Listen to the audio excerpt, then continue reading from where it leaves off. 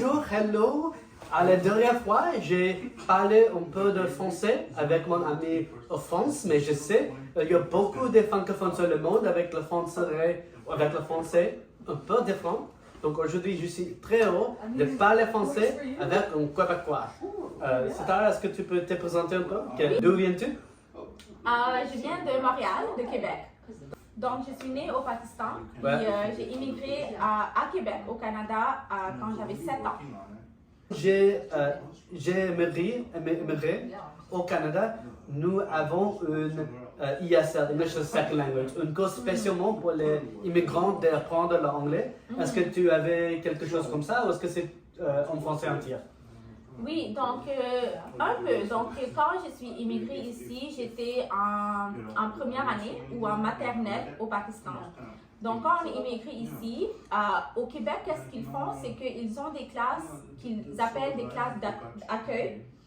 Ça, c'est des classes où ils mettent tous les enfants immigrés, n'importe quel âge. Donc, moi et ma sœur, qui a 2 ans de plus que moi, on était dans la même classe avec beaucoup d'autres élèves immigrants.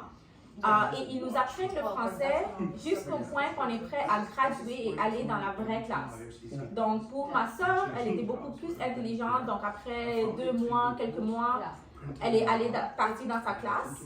Elle était dans la 4e année ou 3e année.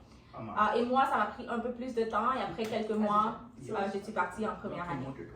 Tu as dit que tu aimes beaucoup que tu peux parler français, c'est un bon pouvoir, mais tu n'aimes pas beaucoup la façon d'apprendre le français au Québec. C'était un peu strict, un peu peut-être difficile pour des enfants, pas juste.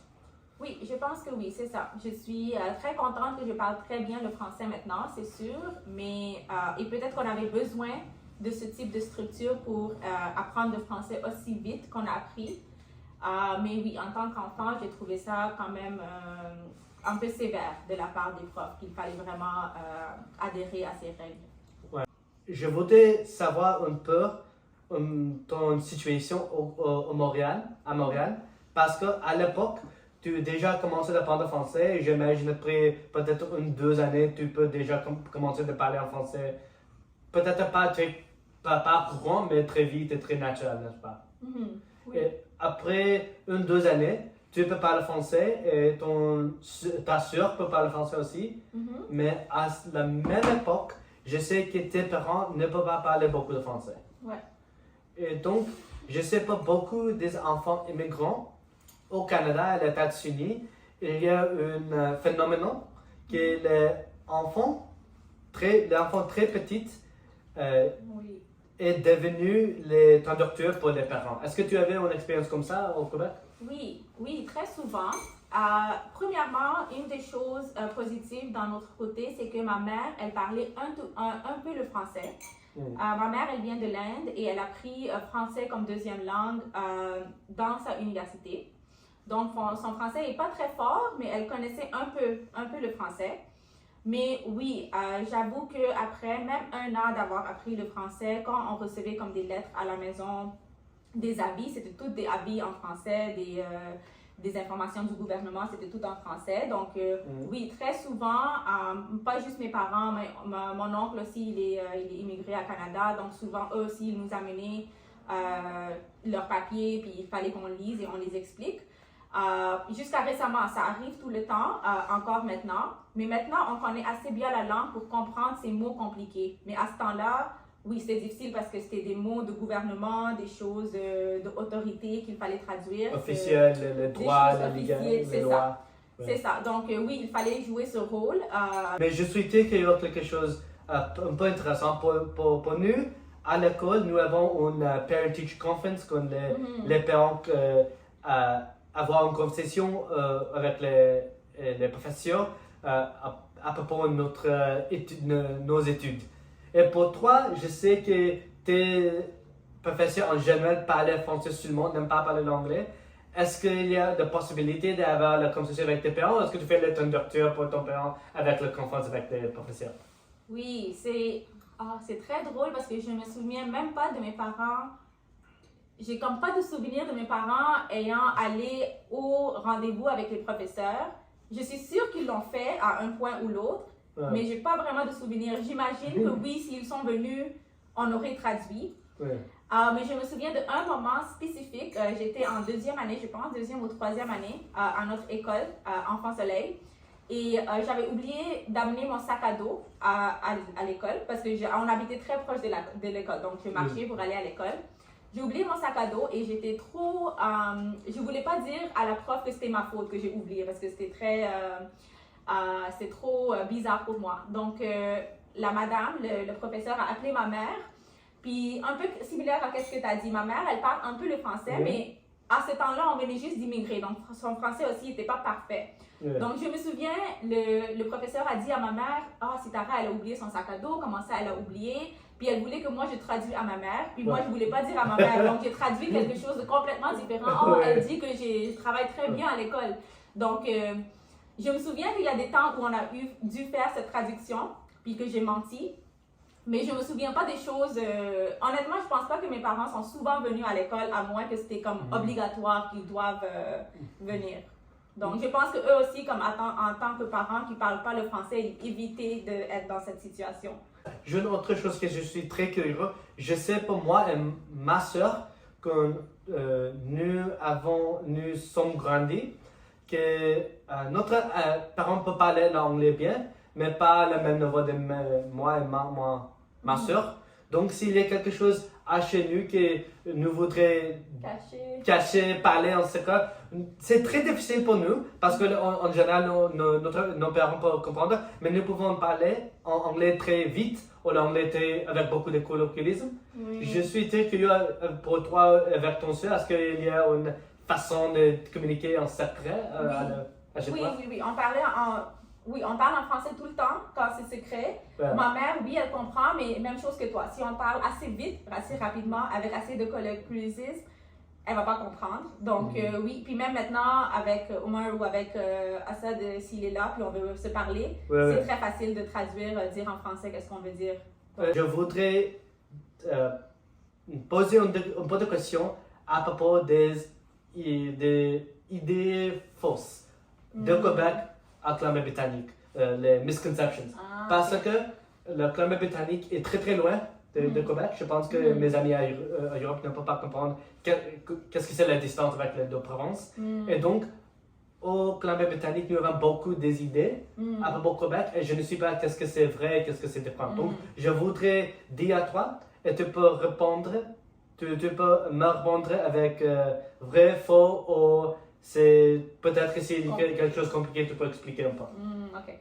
Mais c'est quelque chose un peu controversiel, tu peux passer aussi. Okay. Alors, la première idée fausse, et je pense que l'idée fausse le plus commun pour des personnes à Vancouver, c'est en général, les Québécois ne peuvent pas parler l'anglais, eux parlent l'anglais assez mauvais. Est-ce que c'est vrai?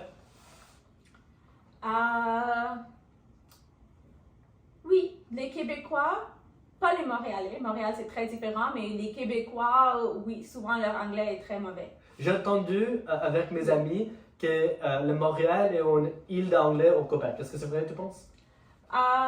C'est une île bilingue, tandis que le reste du Québec est francophone. Donc, oui, je comprends ça un petit peu. La deuxième part de ces idées fausses est si tu parles en anglais avec un Québécois, même si un bilingue ou une personne qui juste peut parler français, en général, le Québécois sera pas heureux, sera un peu fâché si tu parles en anglais. Donc, encore une fois, je pense que c'est un peu différent à Montréal comparé au reste au Québec. Oui, moi, j'ai déjà rencontré plusieurs personnes qui sont un peu comme des Karen, qui sont plus comme ça. C'est pas tout le monde, mais il y a des personnes qui sont très strictes, qui vont être fâchées si tu parles pas en anglais. Parle en français, je ne parle pas anglais, c'est Québec. Exactement. Ici, on est au Québec, il faut que tu me parles en français. Ouais, c'est ça. Même si eux, ils comprennent qu'est-ce que tu veux leur dire. Donc, c'est pas une idée fausse, il y a un peu de raison. Il y a des personnes qui sont comme ça, mais il y a des personnes qui sont comme ça avec cette attitude partout. Donc, c'est une idée vraie parce que moi, je l'ai rencontrée aussi, mais... Et je dois dire à mes amis Colombie-Britanniques que c'est quelque chose qui est très commun avec discussion avec Québec, mais en général, il y a des personnes à la Colombie-Britannique qui aussi est comme ça, qui disent tu dois parler anglais ou apprendre anglais, qu'ils n'aiment pas, qu'il y a beaucoup de personnes à Vancouver ou la Colombie-Britannique qui parlent en la langue indienne ou le chinois. Donc je pense que ce n'est pas quelque chose que nous pouvons faire le criticisme pour Québec seulement. Oui, c'est quelque chose de Canada entière. Exactement, je pense que c'est totalement vrai parce que c'est ça. C'est des personnes qui ont déjà je dirais un type de racisme, qui n'aiment pas les personnes qui ne sont pas comme eux. Nous, on est francophones, on est québécois, il faut qu'on parle français. C'est ça, c'est le même criticisme que quelqu'un qui dit on est au Canada, we have to speak English. C'est un peu la même chose. Alors, la deuxième idée fausse qui est très commune, que j'ai entendue beaucoup de fois, c'est peut-être quelque chose peu, pas pour les Québécois entiers, mais pour les gens de Montréal particulièrement. J'ai entendu que si tu es bilingue, par l'anglais courant et le français courant, ce sera très très facile pour trouver un travail. Est-ce que c'est vrai, tu penses, au Canada? Au Canada? Au Canada entier. Si tu peux parler le français et l'anglais, tu peux trouver beaucoup de bon travail à Montréal, à Toronto et peut-être à Vancouver aussi. Mais Toronto et Montréal particulièrement. Particulièrement. Je ne sais pas parce que je n'ai pas habité à Toronto, mais il faut que je sois honnête. Quand je suis venue ici à Colombie-Britannique, moi je pensais que le fait que je parle le français très bien, ça va être comme un boost pour moi. En réalité, ça m'a servi aucunement parce que personne parle le français ici. En effet, il y a plusieurs places que j'ai vues qui cherchaient quelqu'un pour employer quelqu'un qui parle chinois ou qui parle ourdou ou punjabi ou hindi. C'est beaucoup plus commun. Donc, mon français n'a pas vraiment été utilisé. Donc, je pense que ça dépend de où on va. Mais le français ici, moi, je n'ai pas trouvé que j'ai plus d'opportunités en tant que Canadienne parce que personne parle le français ici ou très peu de personnes parlent le français. La dernière idée fausse des Québécois, j'ai entendu beaucoup de fois qu'il y a deux types de français. Il y a le français métropole et le français québécois. Et maintenant, j'ai déjà appris beaucoup de français. Mes amis qui ont les intras d'apprendre le français au Canada me posent beaucoup de fois est-ce que je devrais apprendre le français québécois le français de France parce que c'est très très différent. Je sais qu'il y a un peu de raisons avec ces idées fausses, mais ce n'est pas vrai que les deux langues sont deux langues différentes entières. Est-ce que tu peux me dire comment tu pensais avec les différences avec les deux types de français? Oui, je pense que ce n'est pas des langues différentes, la façon qu'ils le présentent, parce que quand moi je regarde les émissions francophones de France, je comprends très bien qu'est-ce qu'ils disent. Je pense que le français de France est plus facile à comprendre, la façon qu'ils parlent. Les Québécois, ils parlent avec un accent très très fort, donc je comprends quand les personnes de France, ils disent qu'ils ne comprennent pas les Québécois, parce que notre accent est différent, il y a beaucoup d'arrondissements, la façon qu'on parle. Mais c'est quand même les mêmes langues, mais quand même c'est assez similaire. Donc c'est pas que tu vas apprendre un que tu vas pas comprendre d'autres personnes. C'est plus une question d'accent, je pense. Oui, j'ai entendu pour les études, pour les livres, et en général pour la télé, c'est le même entier. Oui. Totalement. Oui, c'est exactement. Je pense que c'est vraiment l'oral qui est différent parce que les gens de Québec, ils ont un accent assez fort. Même les gens à Montréal, parfois, ils ne comprennent pas les accents des Québécois qui parlent vraiment avec son arrondissement.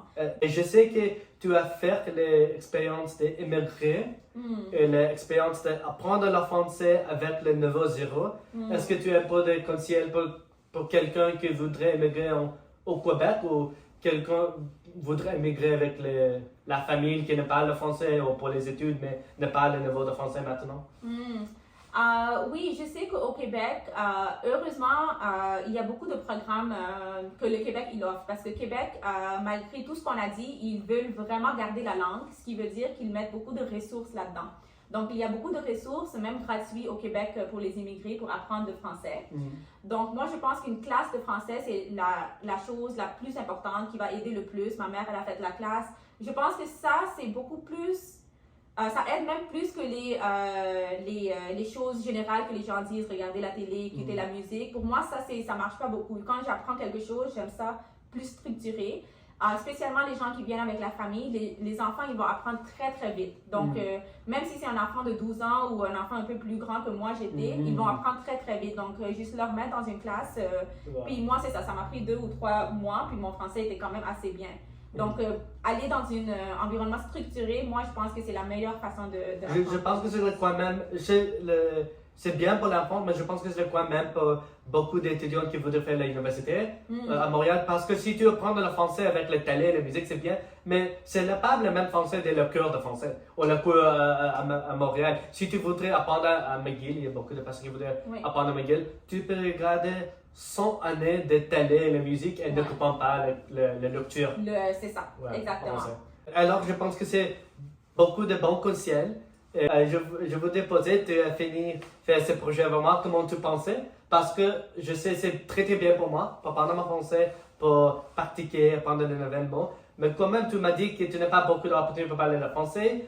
Donc maintenant, est-ce que tu penses que cette conversation a un peu d'aider de garder ton français? Oui, je pense beaucoup. Puis je suis aussi surprise parce que quand tu m'as proposé l'idée de faire ce projet, tu m'as fait sentir que ton français n'était pas vraiment à un niveau où j'allais être capable de m'exprimer, mais finalement, ton français est comme vraiment en plus haut niveau que je pensais. Donc, j'ai même pas diminué mon niveau. C'est le niveau que je parlerai anyway. Donc, je pense que c'est très bien.